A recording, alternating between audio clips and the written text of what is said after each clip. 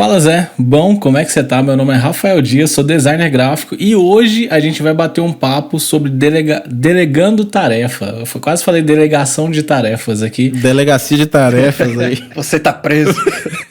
Mas é como delegar tarefas. E pro papo de hoje, o estreante aqui, Cipriano. Fala, Cipriano. Tudo jóia, cara? E aí, pessoal, tudo bom? Tudo certinho, tudo tranquilo, na paz de Photoshops. Na paz de Photoshop. De Illustrator, de Adobe. E pra complementar o papo de hoje, Thiago Souza. Fala beleza. Tá todo mundo doido aqui hoje. Tá todo mundo gago hoje. Fala beleza, galera. Fala delegado de tarefas.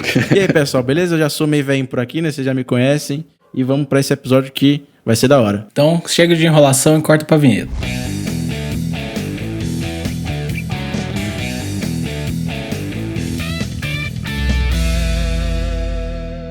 Beleza, então, gente. Então, bora começar esse episódio de hoje falando sobre como delegar tarefas, cara. Vocês têm habilidade, vocês são os caras. Eu quero ver a autoridade de vocês agora. Esses caras é bom demais. E aí, Cipriano? Estreando o grid de hoje, cara, já começa aí.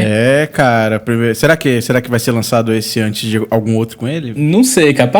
Primeiro, né, cara, obrigado aí, você tá aceitado o convite de integrar essa banca de malucos, né? E seja bem-vindo, cara, seja bem-vindo a essa maçaroca aqui chamada Grids Mentais. Valeu, muito prazer. Meu nome é Cipriano, designer, já faz alguns anos aí, freelancer, e nessa trajetória muito doida de viver a vida de arte que não se vende na praia. Rumo a agência, né? Rumo a ser uma agência. Foda. Rumo a ser agência. Não dá pra estender o pano, né? Pois é. Mas e aí, já puxando você pra fogueira, né? O Rafa puxou uma vez, eu vou puxar a segunda. A gente tava conversando aqui em off, né? Sobre a sua relação aí de delegar demandas e tudo mais, que você futuramente pretende largar o mundo freela, né, o mundo autônomo, para se tornar aí um dono de agência, ficar nessa gestão, né, dos projetos apenas. E me conta aí, como é que é a sua experiência atualmente? Você delega, você terceiriza, você tem uma equipe que te dá suporte de alguma maneira, ou é só você e Deus? E é isso aí. Então, hoje eu trabalho sozinho, né? Eu tô nesse caminho, foi uma brincadeira, no caminho de se tornar agência, mas é o objetivo ser agência, né? E quando a gente pensa em agência, hoje em dia a gente pensa muito na agência tradicional, né? Mas a gente tá vendo desde a pandemia aí também com todo mundo, dessa questão de delegar tarefas e de trabalho remoto, e acabou se tornando uma coisa mais acessível também, né? Com muita gente, muitos profissionais bons, ou pessoas que tinham um pouco de conhecimento, aflorando esse conhecimento e entrando no mercado de trabalho. Hoje tem profissionais muito bons em diversas áreas, né?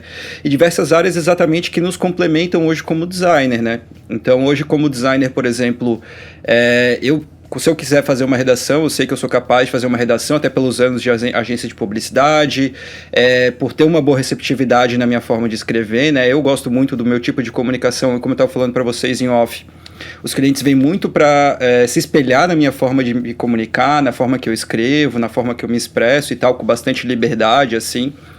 Então, se eu fosse escrever, por exemplo, se eu fosse fazer a redação, eu acho que os clientes ficariam satisfeitos, né? Mas sendo realista com a realidade, sendo coerente com a realidade, porque designer não foi feito para ser redator, né?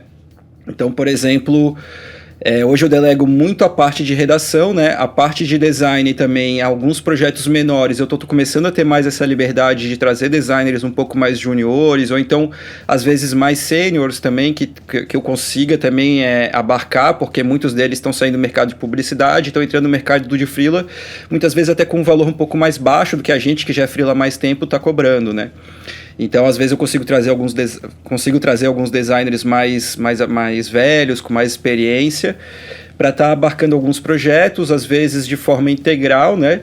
E às vezes de formas pontuais, às vezes para trazer um ponto de vista diferente, para criar um material um pouco mais aguçado e tal, ou então com alguma característica, sei lá, uma ilustração, alguma coisa que a pessoa saiba fazer, né? O bacana de você trazer, né, esses designers assim, plenos, sêniors, para dentro da sua estrutura, é que eles conseguem ali englobar, né, abarcar outros designers júniors, né? Então você consegue ter ali cabeças de equipes, você consegue fazer essa construção de várias equipes. Eu acho isso muito bacana porque você tira uma responsabilidade gigante da sua mão.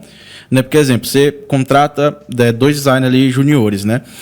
Quem vai ter que fazer ali a correlação deles, né? Guiar eles durante o projeto, explicar para eles. Quando um deles sair da linha do projeto, você que tem que puxar ele e falar, cara, isso aqui não tá coerente com o briefing, né? E você contratando um designer sênior, ele consegue fazer isso para você. Isso que eu acho bacana. Agora, né, dentro desse ponto, eu acho que eu tenho inclusive, eu tava aqui raciocinando enquanto o Cipriano falava, eu tenho muito defeito quando ele falou, né, eu consigo fazer bastante nessa área e tal, tipo, da redação, acho que atenderia bacana meus clientes, porém não é meu foco. Eu acho que eu tenho um problema muito grande na hora que eu vou delegar trabalhos para pessoas, assim, que com uma experiência não tão vasta, né, sem júniors, plenos, tudo mais nesse nível, e eu tenho um defeito muito grande, cara, de não confiar de que o trabalho dos outros vai atender a demanda do cliente, sabe? Eu fico, tipo, não é que eu não confie, mas eu fico apreensivo, saca? É um risco que a gente corre, né, cara?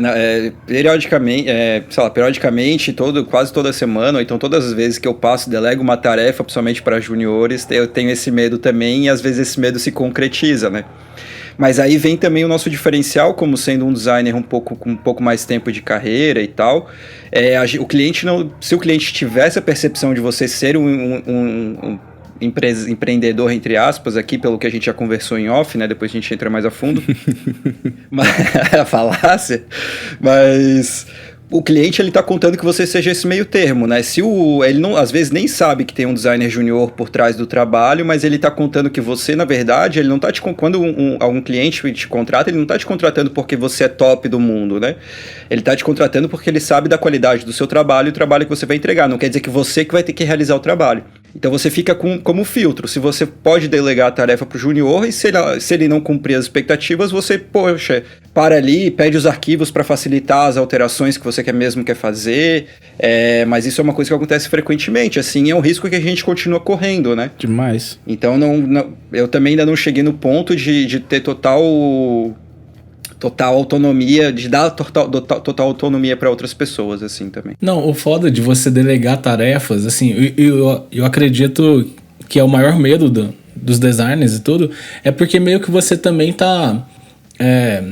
você literalmente tá passando o trabalho de um designer pro seu cliente, só que você não sabe exatamente se aquele designer vai entregar o nível de qualidade que você espera ou o nível de qualidade que você mesmo entregaria para aquele cliente, e aí acaba se tornando algo deficiente. Isso já aconteceu comigo algumas vezes, de eu passar a demanda para um designer e aí o cliente chegar em mim e falar, pô, Rafa, caiu a qualidade aqui, hein? O que aconteceu aqui, pá? E gerar uma situação complicada, até delicada, porque como é que você vira... Chato, né? Porque como é que você vira pro design e fala, pô, mano, vamos subir o nível aí, entendeu? Vamos melhorar aí, irmão, por favor. Não dá, entendeu? Não dá. É algo que envolve muito jogo de cintura e assim, como o Cipriano falou, a gente tá sujeito a esse tipo de coisa. Quando você delega, pode acontecer, entendeu? E aí... Tem que saber lidar, né? Tem que saber lidar com esse tipo de coisa. E aí eu vejo uma falha no nosso próprio mercado de designers, assim, às vezes, eu acredito que não é nem falta de qualidade de trabalho, é uma pessoa que tem a qualidade de trabalho que ela conseguiria alcançar as expectativas.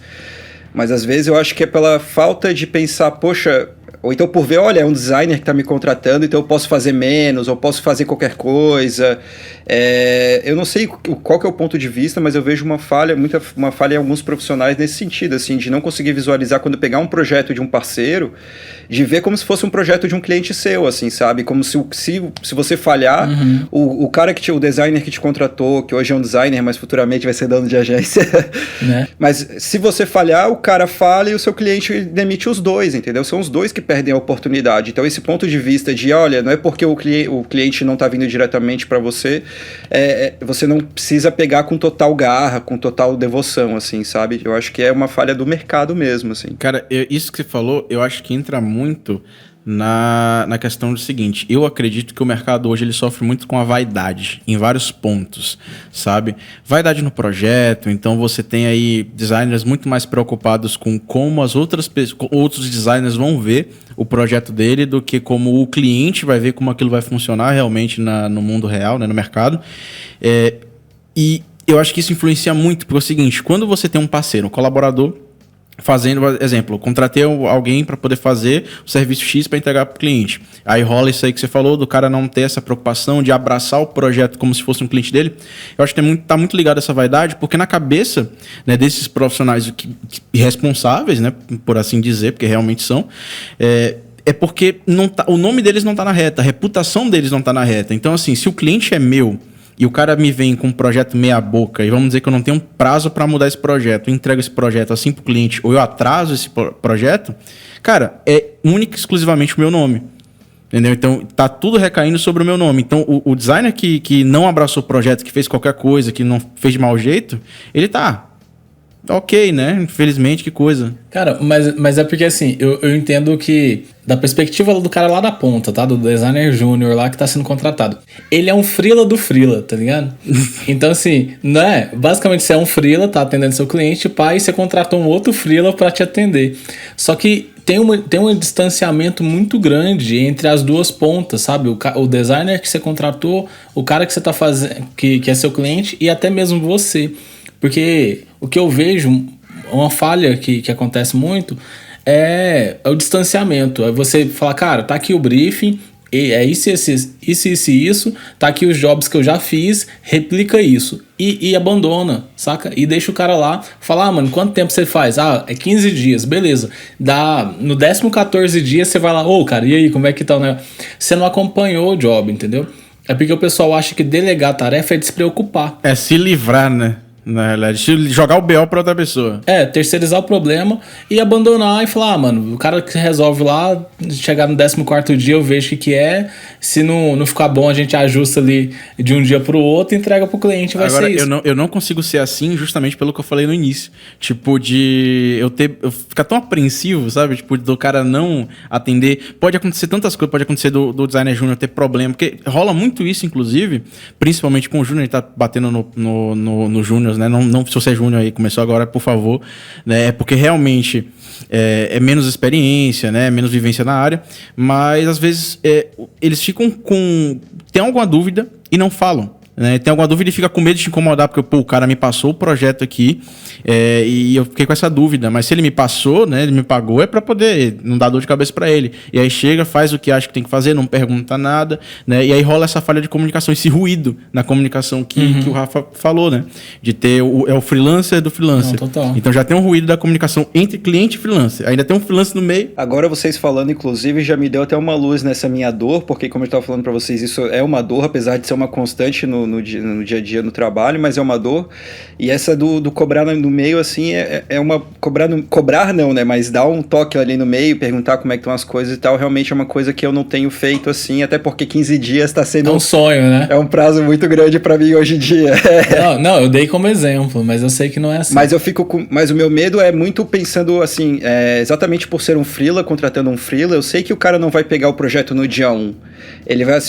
Se eu dou um prazo de 7 dias, a probabilidade de ele pegar depois do dia 4 ou 5 é muito grande. Sim. E eu não digo que isso é ruim, porque eu também faço isso. Então, às vezes, na vontade de ser empático com o prazo do cara, com a forma de trabalho do cara, com o fluxo do cara, sabendo que o freela, independente de ser do tempo de carreira dele, ele vai pegar dentro do fluxo que é possível para ele, entendeu? Então, meu medo de colocar o follow-up ali no meio do prazo é muito que gerar essa cobrança que gera um climão, assim, sabe? O que vocês acham disso? Se vocês já fizeram, como é que foi? Tipo assim, como eu tava falando, eu não consigo não deixar de perguntar como tá o projeto, porque eu fico muito apreensivo, fico com medo de chegar no último dia, o cara ou não fez, ou fez algo diferente, então eu acabo sempre dando aquela sondada, né? Mas dentro disso, eu sempre toco nesse ponto que é o seguinte: a gente trabalha com comunicação, design é comunicação. E, ironicamente falando, eu acho que o que falta no mercado, né, o que as pessoas mais ignoram hoje no mercado, né, principalmente do design, é comunicação, cara. Tipo, eu não consigo entender isso, sabe? Tipo assim, quando eu vou delegar alguma função, né, terceirizar, eu não faço muito isso, mas quando às vezes surge um projeto, assim, algo que eu não sei fazer. Por exemplo, eu não faço motion design, né? Eu não trabalho com vídeos motion e tal. Então é uma demanda que se meu cliente quer, eu terceirizo, já tenho uma pessoa para terceirizar. E assim, essa pessoa já sabe como eu trabalho, porque eu cheguei para ela e falei, olha, cara, eu trabalho assim, assim, assim, assado.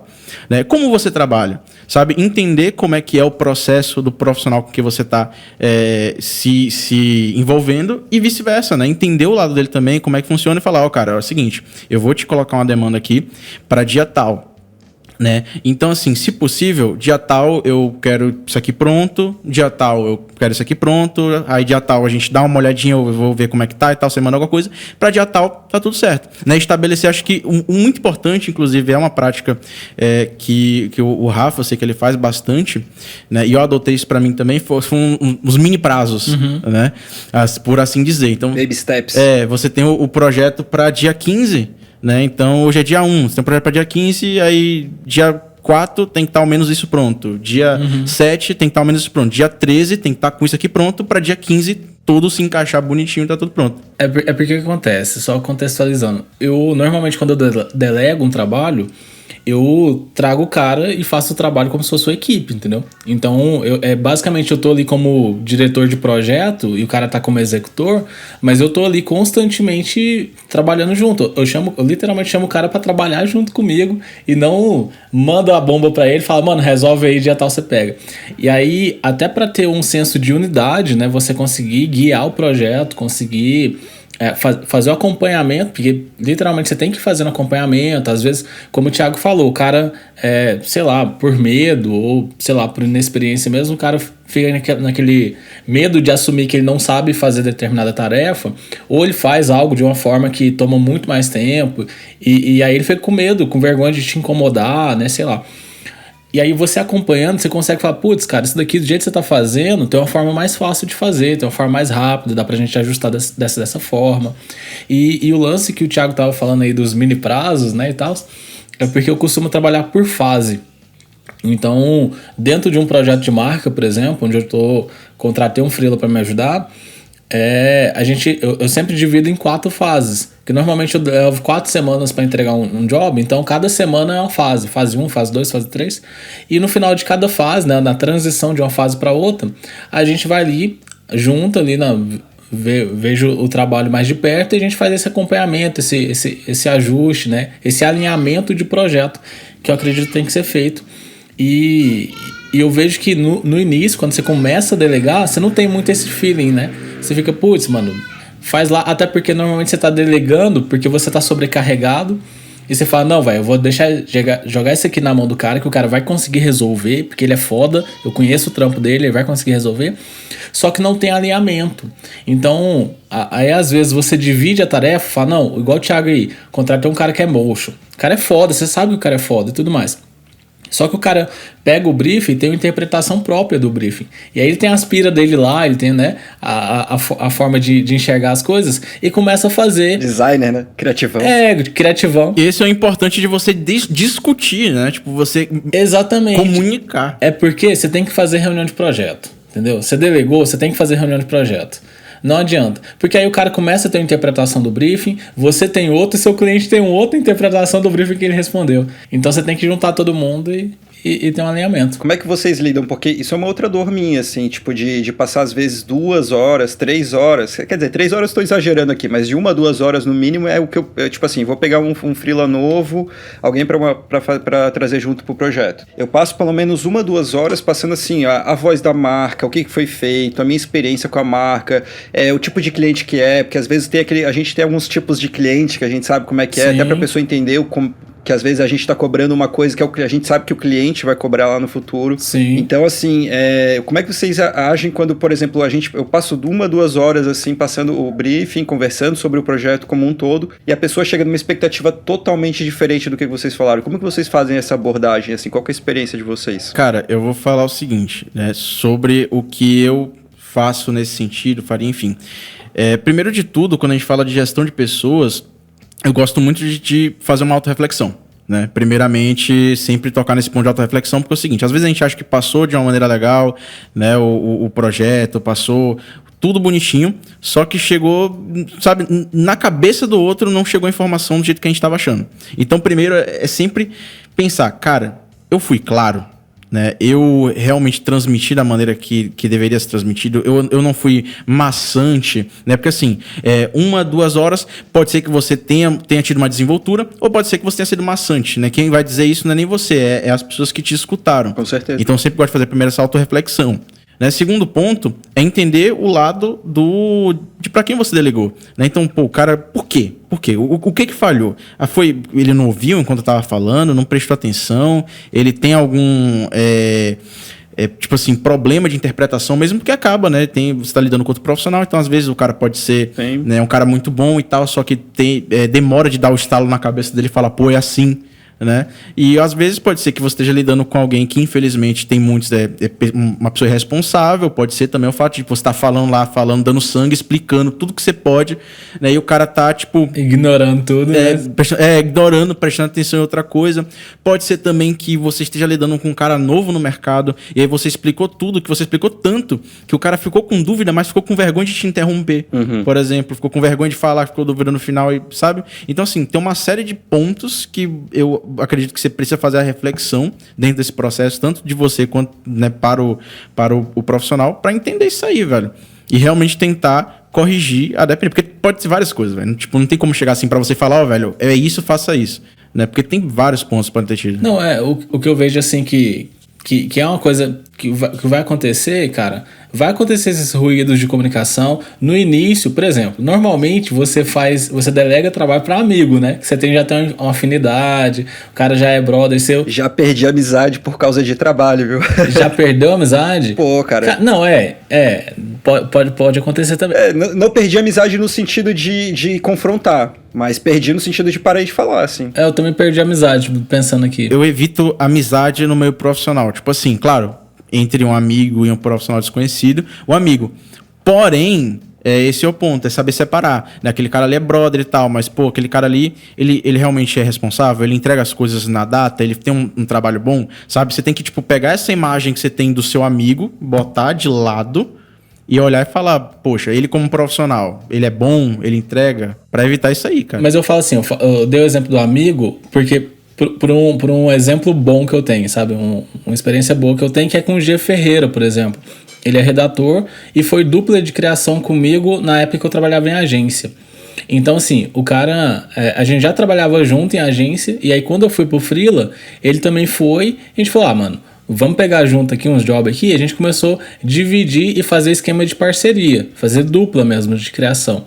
E aí, cara, naturalmente, hoje o G trabalha comigo e tal, lá no estúdio, mó brother, e eu consigo delegar porque eu tenho um nível de confiança absoluto no cara, entendeu? Já tenho uma história com ele, né? A gente já passou por muitas situações e eu sei que ele é um cara extremamente competente. Então, assim, foi uma amizade, né? Profissional e tudo, mas eu sei que, apesar de amigo, o cara também é muito bom no que faz. Então, né, tem esse tipo de coisa. Mas já aconteceu situações de eu passar job para um amigo e o cara me sacanear, entendeu? Já aconteceu. Mas esse aí é o ponto que eu falei. Por exemplo, você excluindo a face de amigo que o G tem para você, o cara continua sendo um profissional maravilhoso, entendeu? Então, quando você pega e bota a face de amigo de novo num profissional que já é bom, você tem a união perfeita. Agora, quando você tem ali, você tira a face de amigo e é um profissional ruim, um cara irresponsável, um cara que não entrega, um cara que não se leva a sério, não te leva a sério, e você junta a amizade, cara, é aquela velha analogia, né? Você bota uma maçã podre no meio de um cesto, vai apodrecer tudo, a amizade vai apodrecer junto com a parte profissional podre, né? Eu, por exemplo, assim, eu conheci o Rafa profissionalmente, e depois acabou virando um brother, entendeu? Então a gente tá aí com esse projetinho, né, do estúdio, tudo mais, que a gente sempre toca nesse ponto.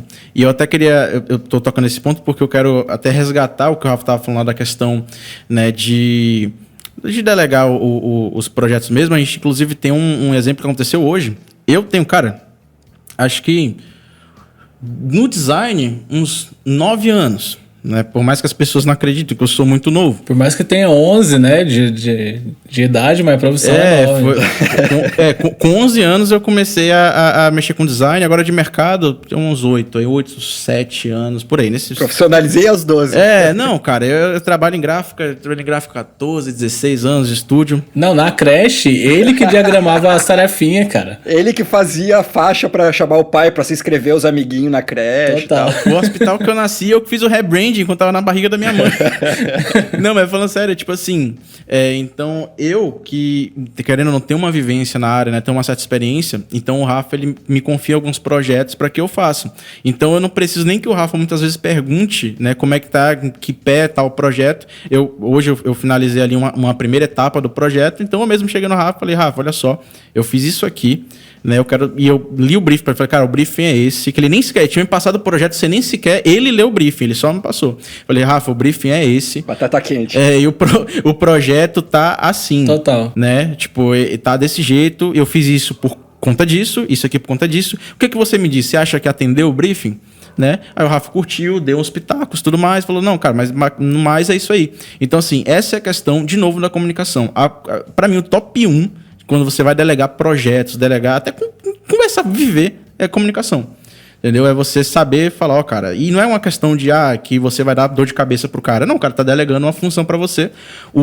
Ele prefere, tenha certeza que todo mundo que delegar uma função pra você prefere 1000 vezes que você entregue o negócio certo e na data, do que você faça o negócio errado a custo de não perguntar pra ele, não vou encher o saco dele. É bem complicado, assim. O caso do meu amigo, ele, por exemplo, eu fiz o mesmo quando eu falei que eu perdi a amizade no mesmo sentido que eu perdi o freelancer quando eu deixo de contratar ele, assim, né? Sim. Quando o freelancer, por exemplo, uma política que eu tenho desde quando eu trago alguém para me ajudar em algum projeto, eu vou pagar sempre adiantado, vou pagar o valor que a pessoa pedir, eu não, quer dizer, eu choro questão de, sei lá, para deixar número redondo só, sei lá, a conta deu 1.509, vamos fazer 1.500, né? Aí você quer que dê 200, né? R$1.000, 999 ali.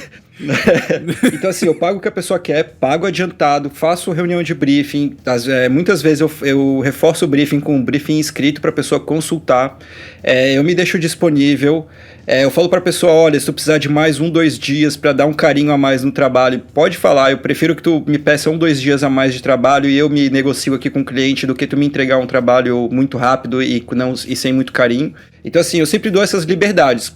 E daí vai da pessoa, né? Uma política que eu tenho, vai da pessoa me atender ou não. Né, se tentar acompanhar expectativas ou não. Você apresenta, né, a sua maneira de trabalhar. Eu dou meu todo, né, cara? Da mesma forma que eu tô.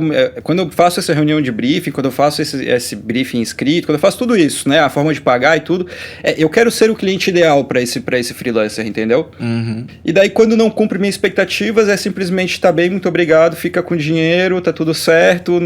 Eu não gero esse confrontamento, assim, né? Então, até inclusive esse caso do meu amigo eu perdi a amizade nesse sentido, assim, tipo, olha, tá tudo certo, obrigado aí pela ajuda, obrigado por tentar, né, tipo... Obrigado por tentar. Prêmio de participação, assim, né? Total. E deixo passar, sabe? E daí eu corro atrás aqui do meu jeito, sabe? Se não puder ajudar, atrapalha. Exatamente. E depois eu tento correr atrás do meu jeito, assim, mas essa realmente é uma dor nesse sentido, assim. Não, mas total, mas assim, eu acho que a chave do negócio é o acompanhamento mesmo, é você não abandonar o cara, sabe? Uhum. Botar ele no barquinho, dar um tapinha no barco assim e deixar o cara ir embora, sabe? É você não encarar como você se livrando de um pepino, é você encarar como você dividindo esse pepino, você ainda vai estar lá, entendeu? Só que facilitando pros dois. Eu acho que assim, você tem que ir com a mentalidade de que, cara, eu não tô me livrando, eu tô literalmente... contratando um parceiro aqui, entendeu? Um cara que vai fazer o job junto comigo e a gente vai discutir muito em cima desse projeto, a gente vai conseguir ter um alinhamento, eu vou poder ajudar ele quando ele tiver, sei lá, com dificuldade de fazer alguma coisa.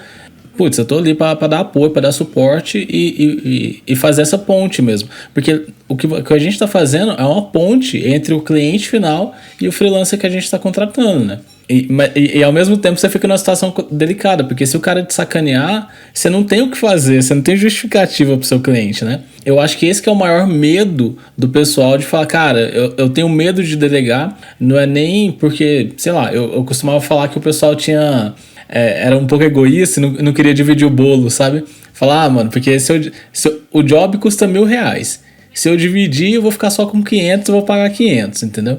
Fala, mano, mas na real, eu não vejo muito por esse lado. Eu vejo pelo lado do seguinte, eu vou ficar com 500, beleza, eu vou estar, né, dividindo aí o bolo, pegando 50% só, mas me dá possibilidade de eu fechar vários projetos. O que antes eu ia trabalhar apenas num projeto, agora eu consigo trabalhar em 5, em 6, né? Então, assim, são 6 vezes esses R$500 aí. Então, putz, vale a pena, saca?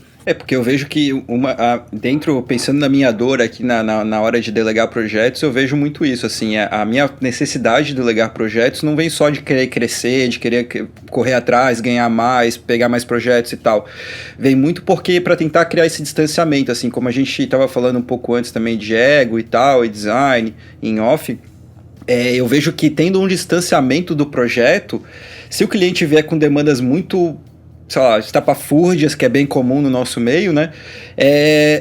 A gente não...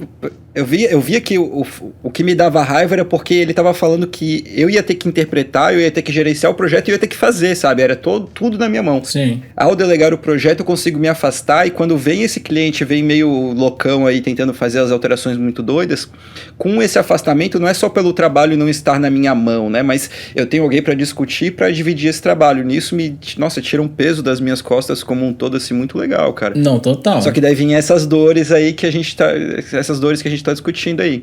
Então, realmente, isso é bem legal, esse ponto de vista de vocês, porque já realmente esses micro baby steps, assim, sabe? Sim. Hoje, como uns prazos muito curtos, eu nunca pensei muito nesses baby steps, assim. Eu sempre penso muito no processo do job como um todo. Por exemplo, identidade visual, moodboard, conceito, desmembramento, entrega final. Eu divido também em 4 etapas, mas dividido mais nesse sentido, assim, porque eu não pego muito name, essas coisas assim. Sim.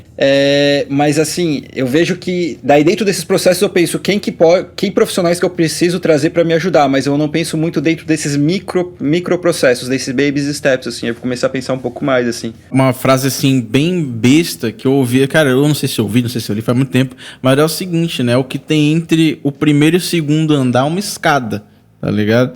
Então, tipo assim, pra você chegar lá no final, cara, você precisa uma caminhadinha tal e tudo mais. E por que não colocar prazos pra essa caminhada, né? Já que uma hora vai ter que acontecer. Claro, não é tipo assim, mano, aí botou aquela, imagem tal é até 4 horas, a imagem tal é até 5, né? Na moodboard, né? Mas assim, estipulando prazos e acompanhando passo a passo, você consegue até ver se o seu processo, por exemplo, funciona de fato. Às vezes o seu processo, a metodologia atual, funciona para você sozinho trabalhando, entendeu? Aquela parada da autorreflexão. No equipe você fala, cara, isso daqui não tá funcionando bem, ó. Talvez eu precise de um pouco mais de prazo, ou talvez não é o prazo, talvez é a forma como tá sendo feito, eu preciso melhorar melhor, tentar um processo melhor, sabe? Então, assim, esse lance de realmente fazer uma autorreflexão e poder corrigir, sabe? Porque às vezes a gente coloca lá, determina uma metodologia e a metodologia fica lá e você segue ela durante anos. Só que essa metodologia ela precisa ser ajustada constantemente. Constantemente a gente tem que, né, ir ajustando, ir lapidando isso, moldando isso. Sim. Porque às vezes você coloca, por exemplo, tem uma ferramenta nova no meu brainstorm aqui, um modelo novo de se pensar o projeto. Cara, legal, da hora. Só que... Funciona só pra você. Funciona só pra você. Já com equipe de 2 pessoas talvez não funcionaria. Imagina uma equipe de 3, de 4, de 5 pessoas trabalhando no mesmo projeto. Vê se isso realmente de fato funciona, entendeu? Eu já vi empresas se destruírem por dentro por não fazer essa autorreflexão de ver o que funciona e deixa de funcionar. Porque o cara deixa rígido demais o processo, a metodologia dele, o prazo, né, às vezes, e acaba se perdendo. E é só questão de prazo, pra mim, é só falta de conversar com o cliente. Claro. Fala, mano, cara, olha, beleza, a gente pode fazer esse trabalho em uma semana? Pode. Só que a gente vai conseguir fazer um trabalho muito mais bem acabado em 30 dias, saca? Ainda mais no projeto de identidade visual, a argumentação que eu uso com os meus clientes para ter um prazo maior é o seguinte, fala, cara, uma marca ela é projetada para durar aí 10, 20 anos ou enquanto a empresa existir sem precisar de um redesign. Você faz de um redesign quando você precisa mudar de posicionamento, mudou a diretoria, mudou a visão da empresa, beleza, você submete. Mas o projeto gráfico mesmo, ele é atemporal, ele tá ali e vai funcionar hoje daqui a 20 anos. Então é o seguinte, é sério que 30 dias é um prazo muito apertado. Para uma empresa que tem que durar 20 anos, a gente vai pensar ela durante 30 dias, sabe? É um prazo muito pequeno se você for pôr na balança. Então, vale a pena esperar um pouquinho mais aí, segurar um pouquinho a ansiedade para ter um trabalho que realmente você não vai precisar... Você não vai ter uma surpresa quando você for rodar seus materiais na gráfica, entendeu? Eu acho que tem que ter uma consciência, né? Eu acho que esse é o legal de ter... Nem todos os clientes têm esse entendimento, né? Mas essa questão do cliente vir muito pela questão de entender e gostar da forma como você cria e faz o que for, né? O seu material, o material para a empresa dele, tem isso também. Às vezes até em atraso de prazos de 1 ou 2 dias, cara, ninguém aqui é médico, né? Se a gente atrasar 2 dias, ninguém morre, tá ligado? Tipo... Sim. Então o mundo não vai acabar, não é porque você atrasou 5 dias. Quer dizer, existem algumas éticas, não é nem ética, né? Mas é. E o redesign de um pronto-socorro? O redesign de um pronto-socorro. Exatamente. Mas existem algumas coisas que, pô, dá de relevar, né, cara? Não, às vezes o cliente quer só porque ele quer. É porque eu preciso mandar pra gráfica até. Não, você precisa mandar pra gráfica até tal dia, ou você quer mandar pra gráfica até tal dia. Exatamente. E a gente tá nessa questão ali de processos que funcionam só pra uma pessoa também. Voltando que a gente tá. Não sei se já tava no ar na hora que tava falando mais de empreendedor. Ah, não, tava no ar. Não, tava não. Mas a questão de diferenciar o que é um freelancer de um empreendedor, né? Um livro que é bem legal para falar sobre empreendedorismo e negócios é o Mito do Empreendedor, que é tipo o livro básico para qualquer um que quer fazer o empreender, né? E nesse livro ele basicamente ensina isso, processos, né, cara? Você não tem uma empresa se você não tem processos, né?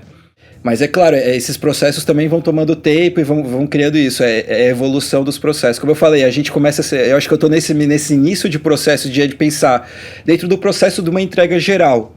Quais são as etapas que eu preciso fazer e quais são os profissionais de cada etapa. Uhum. E daí, então, dentro de cada etapa de cada profissional, existem os baby steps, né? A gente começar também a criar processos internos dentro de um processo, para depois ter esse bom acompanhamento aí, né? E que ferramenta de acompanhamento de processos, de delegar tarefas, ou de gestão de projetos como um todo, pensando na gestão de projetos como um todo, que que ferramenta que vocês mais usam? Rafa, vai, eu sei que você quer falar. Não, cara, basicamente hoje o estúdio funciona inteiramente dentro do Discord. Nossa, que diferentão, cara! Diferentão. Não é uma plataforma nada a ver, né, com o rolê. Gostei. Mas aí o Thiago veio e falou, Rafael, tô com ideia aqui, mas vem com a mente aberta, tá ligado? Porque é uma plataforma que os gamers usam e eu não jogo, eu não tenho costume de jogar, eu desconhecia a plataforma. Já eu jogo bastante. Eu abri o Discord uma só vez, eu não entendi nem como é que abre, como é que funciona, eu não entendi nada daquele negócio. Não, mas assim, aí o Thiago veio, só concluindo, o Thiago veio com essa ideia e tal, falou, Rafael, pensa só, dá pra gente criar o estúdio inteiro aqui dentro, criar salas, departamentos, dar credenciais pro pessoal, dar acesso às salas, restringir o acesso a algumas outras salas, fazer sala de reunião, de criação. E aí eu falei, caralho, velho, dá pra fazer coisa pra cacete aqui dentro. E aí, falei, beleza, bora aí. Não foi, acho que foi 2 dias trabalhando, construindo isso daí. A gente construiu, ficou 1 mês testando, eu e o Thiago, 1 mês testando. E a gente tava igual, a gente tá numa videochamada aqui, sabe? O tempo inteiro. E o Thiago, né, pra quem não sabe, o Thiago mora na Bahia, interior da Bahia, eu moro em Goiânia, em Goiás. Do lado, quase. E a gente tava trabalhando como se estivesse um do lado do outro, sabe? Trocando ideia, mó de boa. E não só a gente, mas vários outros, o próprio G, né, que ele falou aí, amigo dele e tal. Não, o G... Hoje participa lá do estúdio várias pessoas, tem a Rafa que tá no Canadá, tem o G que tá em Curitiba, né, a Gabi que às vezes volta e meia tá lá também, mora em Santa Catarina, o Thales no Rio de Janeiro, né, o menino em São Paulo, cara, é muita gente e assim, tá cada um no seu quartinho ali, mas a gente trabalha como se estivesse na mesma mesa. Numa mesma sala do Discord e aí todo mundo falando e trabalhando assim, como se fosse, sabe, uma sala de agência mesmo. Mas isso internamente, e pros clientes, vocês não passam os baby steps? Quais os passos que vocês passam pro cliente? Porque assim, eu perguntei da ferramenta porque essa também era uma dor minha que eu já resolvi, e porque se for ver hoje, por exemplo, as ferramentas mais clichêzonas, que é o Trello, aquela que dá de fazer calendáriozinho, que eu esqueci o nome agora, Notion, que todo mundo tava na moda. Se você for passar isso pro cliente, você vai botar a equipe do cliente, porque os clientes normalmente têm, às vezes, um marketing interno, às vezes tem um designer interno, tem um vendedor que ele quer botar no projeto. Não, beleza, mas aí você tá falando de que tipo de job? Porque, por exemplo, eu tenho 2 jobs principais, assim, que é identidade visual, E aí, na identidade visual, o cliente não participa tanto, assim. Eu tô testando uma metodologia nova onde o cliente faz mais intervenções no projeto, só que não é o caso. 90% dos projetos hoje é feito no modo tradicional. O cliente responde o briefing, a gente faz uma reunião ou outra. Dá uma participada ali no painel semântico. Exatamente. No máximo, a gente faz uma reunião no meio do projeto, mas isso em casos assim, excepcionais.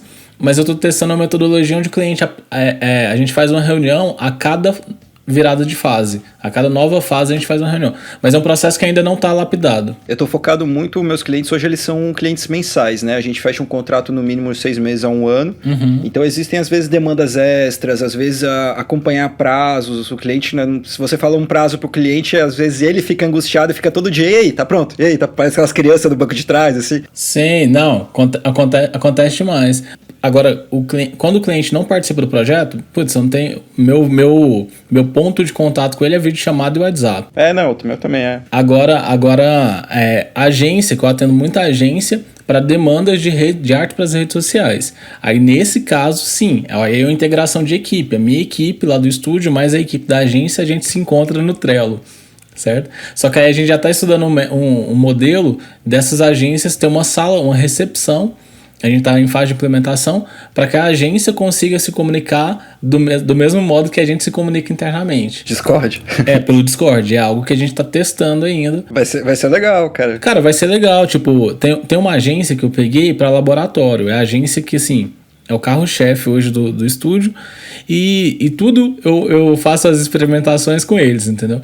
Tudo eu peguei esse para laboratório. Então, tudo que eu quero testar de ideia nova. Viu a ideia da implementação e pirou. Se apaixonou, cara. Sim, não, a gente mostrou para ele o Discord, cara, ele ficou louco. Aí, pessoal que tem raiz criativa topa tudo, né, cara? Topa tudo. Não, porque os caras hoje utilizam o Slack, né? Uhum. A gente não é patrocinado aqui, então utiliza o Slack e o Slack não atende tanto quanto o Discord tá atendendo essas demandas. E o Discord, ele é baseado no Slack. Sim. Entendeu? Tipo assim, ele é bem baseado no Slack. E aí, cara, funciona super, entendeu? Então, hoje, basicamente, falar de ferramenta mesmo, é o Trello, é o Miro, que o Lucas tá aqui nos bastidores, foi o cara que indicou, é onde a gente monta mapas mentais, faz ali todo o rascunho do projeto, tudo ali. E ele funciona muito bem em conjunto, implementação de equipe, então tem várias pessoas lá, você consegue ver o mousezinho de cada pessoa, onde tá mexendo, é uma parada bem legal. Maneiro. É da hora. E o Discord, cara, que é onde a gente tá aqui, eu tô trabalhando aqui no Photoshop, o Thiago tá lá no Illustrator e a gente consegue trabalhar, entendeu? E a gente faz essa integração. Inclusive, e isso facilita muito, mais uma vez, a comunicação. Então, por exemplo, quando eu falei para você, né, desse projeto que o Rafa me deixou aí na incumbência, né? Aí eu fiz tudo mais, e quando eu fui mostrar para ele, eu só fui entrar na sala do Discord onde ele tava, que ele já tava lá trabalhando, já tava com outros designers ali, conversando, tudo mais, trabalhando também. Compartilhando tela, inclusive, né? Compartilhando a tela dele. Aí eu cheguei e falei, Rafa, olha só, quando você tiver um tempinho aí, para um pouquinho para poder ver aqui que eu fiz alguma coisa aqui daquela marca lá que você me passou, e eu quero que você me diga se tá bom. Aí ele, cara, pronto, parei. Aí eu comecei a compartilhar a tela, porque assim, ele não parou de compartilhar. O Discord, ele permite que várias pessoas compartilhem simultaneamente. Ele só fez botar no Discord na tela dele. Maneiro, e mudou pra minha tela. Então ele, viu, aí eu mostrei o briefing pra ele na minha tela. Pô, Discord, paga nós, cara, estão fazendo... Discord, patrocina nós, cara. Porque isso me lembra, antigamente, quando o Hangout estava sendo bastante utilizado, há uns 4 anos atrás, 5 anos atrás, sei lá, o pessoal tava fazendo o bate-papo infinito, tinha bastante tipos de nichos que estavam fazendo isso, mas era basicamente isso, eram, tipo, sei lá, 5, 10 pessoas num Hangout, compartilhando tela, tipo, e ficava 24 horas, saía 2 pessoas, entrava 2. Saía 3 pessoas, entrava 3, sabe? Tipo, e ficava aquilo trocando ideia. É isso que a gente faz. Só que assim, às vezes fica muita gente numa mesma sala, fica tumultuado, e a gente divide núcleos de criação. Por exemplo, o Thiago, junto com um amigo dele, tá trabalhando no mesmo projeto. Eles vão pra sala 2 de criação. Maneiro. Aí eu vou pra sala 3, entendeu? E aí a gente vai... No mesmo local, sabe? Tipo, tá todo mundo no mesmo local, só que tem umas salinhas subdivididas, fica todo mundo lá. Sim. Só que em locais diferentes pra poder embolar conversa, não embolar texto. Total. Né? Então, às vezes você quer mandar, entendeu? Cara, adorei. É uma agência, literalmente um escritório virtual. Sim. É basicamente o que o pessoal tá tentando fazer, né? De gamificar a experiência do home office pra tentar chegar mais próximo do real, sei lá. Eu já vi salas hoje em dia, o pessoal tá criando bate-papo que é tipo... qual que é aquele jogo? The Sims? Sim. Sabe? O pessoal tá tentando achar várias alternativas assim, eu achei essa tua bem legal. É isso. No nosso caso, não é nem gamificar. né, realmente a gente trouxe a experiência real mesmo pro virtual. Sim. Né? Então a gente tem, como o Rafa mesmo falou, né, salas de reunião. Então, assim, para poder entrar na sala de reunião, a gente dá uma credencial específica para não acontecer de, às vezes, alguém entrar sem querer na sala de reunião e acabar interrompendo alguma coisa, clicar sem querer.